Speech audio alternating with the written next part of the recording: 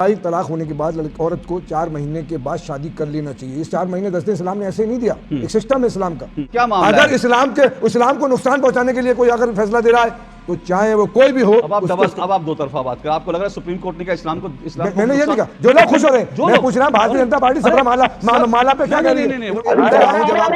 40 साल से जिसकी बीवी घर के अंदर नहीं है वो क्या करेंगे? 40 साल से जिनकी बीवी घर के अंदर नहीं है वो क्या करेंगे? कोई बदतमीजी नहीं, मैं आपके घर के बारे में बात नहीं कर रहा हूँ, मैं आपकी बीवी के बारे में बात नहीं कर रहा हूँ। आप जाइए, चलिए हाजिर खान, चलिए उठिए आप जाइए। मैं बता रहा हूँ, मैं अगली बार मैं आपको बुलाऊंगा नहीं, मैं भी आपको उठा के बाहर फेंक दूंगा, मैं बिल्कुल फेंक दूंगा। हाजी खान जी, मेरी डिबेट्स में कोई पर्सनल किसी के ऊपर मैं करते हैं। खान इस फैसले को कैसे देखते हैं?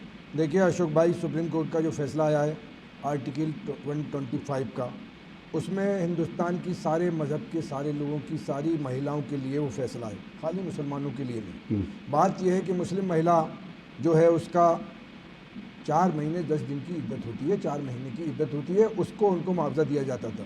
लेकिन सुप्रीम कोर्ट ने एक फैसला किया कि मुसलमान महिलाओं को भी जब तक वो शादी नहीं करेंगे, अगर लोगों को जानकारी है, आज के धारा को 144 भी कर दिया गया, इसको बड़ा चेंज भी किया गया। बात यह है कि अगर किसी सरकार कोर्ट ने फैसला किया है, उसमें अगर किसी महिला को फ़ायदा हो रहा है, उसमें मेरी बहन को भी होगा, मेरी बेटी को भी होगा, मेरी बीवी को भी होगा। अगर इस तरह की कोई हरकत, तलाक के बारे में ज़्यादातर लोग जानते नहीं हैं, न तलाक देने वाला जानता अशोक भाई, न तलाक लेने वाली जानती।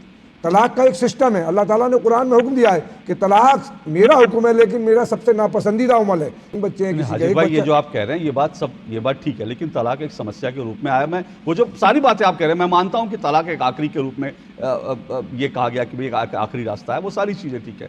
लेकिन फिलहाल जो है ये है कि अगर जब तलाक हो जाता है तो उसके बाद क्या रास्ता हो सकता है? सुप्रीम कोर्ट ने एक रास्ता दिखाया है, एक रास्ता हुआ है एक आपने कहा कि इद्दत के समय 4 महीने 10 दिन का जो है एक वो व्यवस्था थी। तो आपके हिसाब से सुप्रीम कोर्ट का आज का फैसला सही है जो व्यवस्था थी? देखिए अशोक भाई, तलाक होने के बाद औरत को 4 महीने के बाद शादी कर लेना चाहिए। इस 4 महीने 10 दिन इस्लाम ने ऐसे नहीं दिया, एक सिस्टम है इस्लाम का कि औरत को तनहा नहीं रहना चाहिए, ना बाप बाप पर बोझ बनना चाहिए, ना अपने ससुराल के लोगों पे बोझ बनना चाहिए, ना ही शौहर पे बोझ बनना चाहिए। फैसला तो महिला करेगी ना, वो 4 महीने बाद शादी करेगी नहीं करेगी। सरकार, सुप्रीम कोर्ट का आदेश तो आ गया और उस आदेश का पालन करना पड़ेगा देश के लोगों को। सरकार जो आदेश देती है, सुप्रीम कोर्ट जो आदेश करना पड़ता है। इस्लाम ने तो कहा है कि जिस मुल्क में रहो उस मुल्क की संविधान को मानो। इसलिए ये बात इसलिए कही जा रही है कि सबरीमाला में सुप्रीम कोर्ट का फैसला माना नहीं गया अशोक भाई, आज तक महिलाएं दाखिल नहीं हुई। ऐसे ही मुसलमानों को आपने फैसला कर दिया, अब उनकी जिम्मेदारी बनती है उन औरतों की जिनके ऊपर जिनको तलाक है, जो अपने वालिदैन के पास बैठी है, कि वो कोर्ट जाए।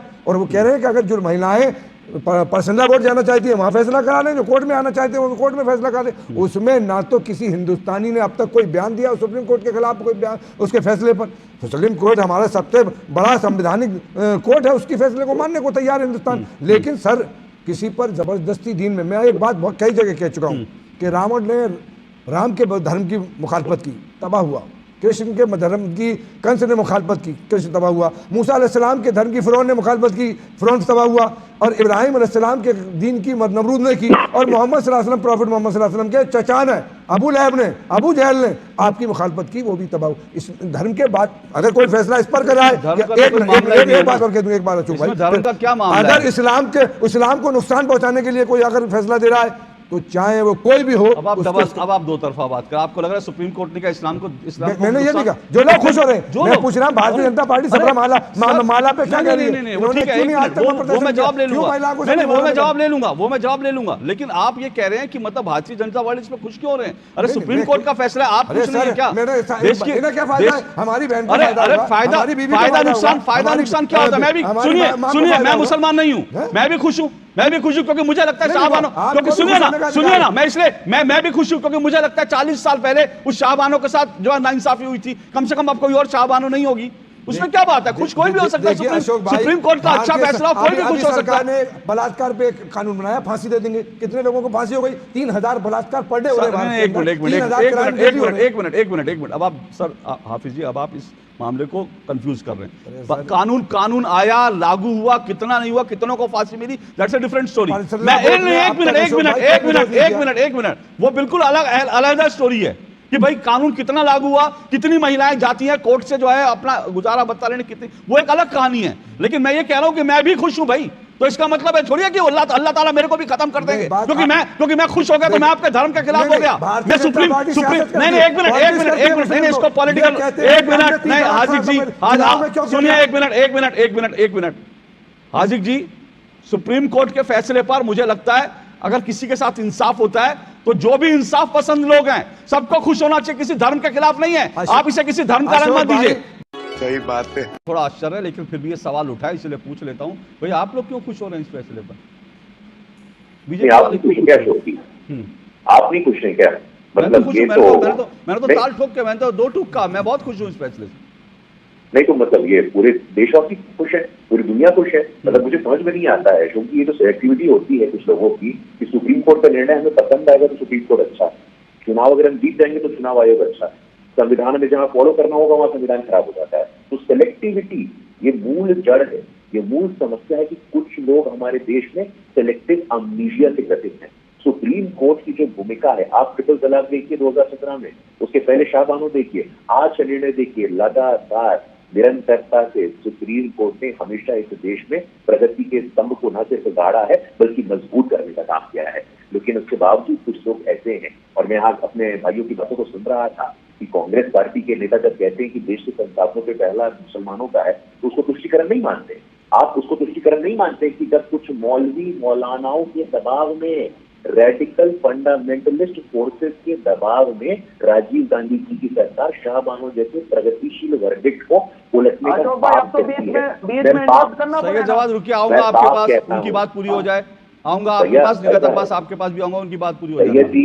सैयद जी, इस देश में संविधान है, शरिया नहीं है, थोड़ा सुनने का धैर्य रखिए, सुनने का धीरज रखिए। लेकिन एक बात बार बार उठ रही है, मैं एक काउंटर ले लूं, एक बात बार बार उठ रही है कि भाई कौन से मामले को लेकर आपने उठाया, कौन से मामले को लेकर? हाँ, शबरीमाला को लेकर। जी, शबरीमाला मामले को लेकर बार बार उठते कि शबरीमाला पर भी तो सुप्रीम कोर्ट ने फैसला सुनाया था। देखो, सुप्रीम कोर्ट का हमने विरोध किया है क्या? सुप्रीम कोर्ट के फैसला का स्वागत किया है। नहीं भाई, इसमें भारतीय जनता पार्टी, देखिए ऐसा है हार्दिक साहब कि Bharatiya Janata party, Congress, supreme court किसी एक पॉलिटिकल पार्टी पे लागू नहीं होती है, सुप्रीम कोर्ट किसी एक वर्ग पे लागू नहीं होती है। सुप्रीम कोर्ट का निर्णय पूरे देश में लागू होता है। और आप कहते हैं सुप्रीम कोर्ट का निर्णय आपको स्वीकार नहीं, तो कहाँ जाइएगा? आईसीजे जाइएगा। भारतीय जनता पार्टी को यह अधिकार है कि सुप्रीम कोर्ट के फैसले को कि हमने किया है। आपसे जवाब दीजिए, 40 साल से जिसकी बीवी घर के अंदर नहीं है वो क्या करेंगे?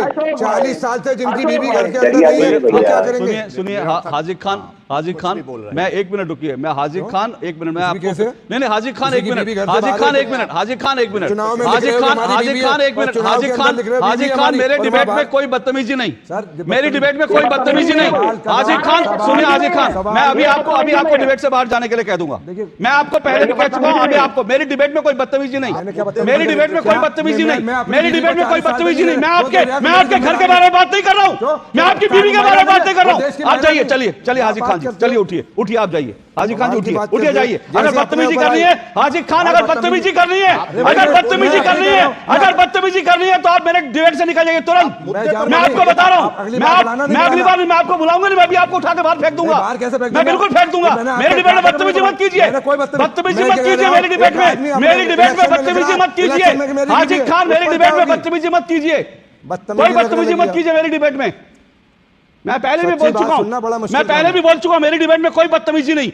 आपको मैं पूरी बात कहने का मौका दूंगा, लेकिन बदतमीजी नहीं। मैंने बदतमीजी क्या? आपने बदतमीजी करी है। क्या बदतमीजी? मैं फिर अब आप बदतमीजी मत करिए।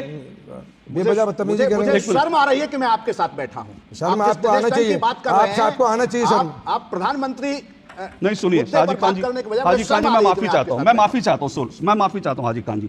मेरी डिबेट्स में कोई पर्सनल किसी के ऊपर, मैं आपके ऊपर डिबेट में मैं माफी चाहता हूं। आप सर जाइए, आप जाइए सर, आप जाइए सर, मैं माफी चाहता हूं, आप बैठिए, आपका माइक मैंने हटा दिया। मुद्दे पर बातचीत कीजिए, सही बात कीजिए। क्या बात कर रहे हैं?